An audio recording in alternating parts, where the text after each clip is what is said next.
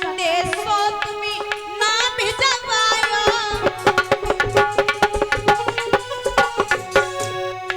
देवगढ़ उड़ी उड़ी के सब गाय रही देव सब उड़ी उड़ी के अरे जाय रही मेरे बबुलनिया फिर छाई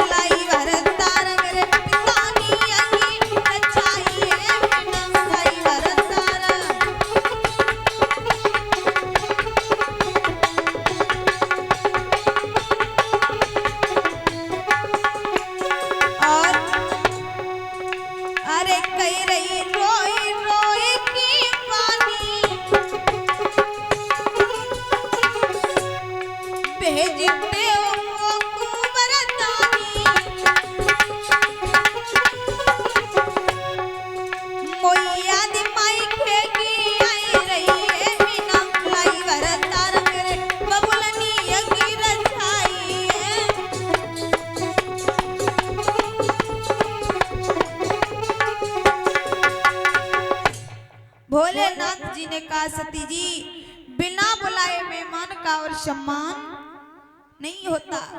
सती जी बोली भोले बाबा आप क्या जानो लड़कियों को अपने पियर जाना क्यों जाती है, लड़की अपने पियर क्यों जाती है। महाराज आज भोले बाबा मना कर रहे हैं, सती जी आप मत जाओ।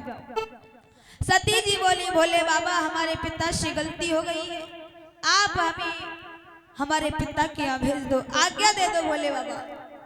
महाराज भोले बाबा बोले सती नहीं मान रही हो तो जाओ, लेकिन हमारे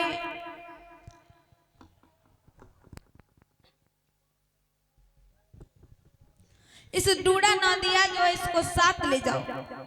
महाराज आज सती मैया चली और पहुंची तो हुआ क्या, जैसे ही देखा कि सती आ गई, महाराज किसी ने भी सही तरह से बात नहीं की, बहुत बुरा लगा सती जी को। उसी समय वो यज्ञ स्थल में पहुंची तो वहां देखा कि भोले बाबा जी को कहीं भी स्थान यज्ञ में नहीं था, तो उन्हें और ज्यादा बुरा लगा। कहने लगी पिताजी आप हमारा अपमान कर रहे हो, आप हमारा अपमान कर देते, लेकिन आपने भोलेनाथ का अपमान किया है। महाराज सती मैया बोली पिताजी आपने ये अच्छा नहीं किया। महाराज ये शरीर है अब ये उनके लायक नहीं है। सती मैया क्रोध में आ गई, बोली अब ये शरीर हमारे भोलेनाथ के लायक नहीं रहा। महाराज सती मैया बोली अब हम इसको भी नष्ट कर देंगे। इतना कहकर सती मैया ने और योगा अग्नि में प्रकट किया तो प्राण त्याग दिए। उन्होंने विधाता से एक वरदान मांगा था, वो कौन सा था कि सती मरत हरि सनवग मांगा, जन्म जन्म शिव पद अनुरागा। सती जी ने विधाता से वरदान मांगा कि हमारे अनुराग भोलेनाथ के चरणों में ऐसा अनुराग बना रहे। इतना कहकर उन्होंने अपने प्राणों को त्याग दिया। तो भोलेनाथ जी के जो दो गणछात्र आए थे, उन्होंने यज्ञ का विध्वंस करना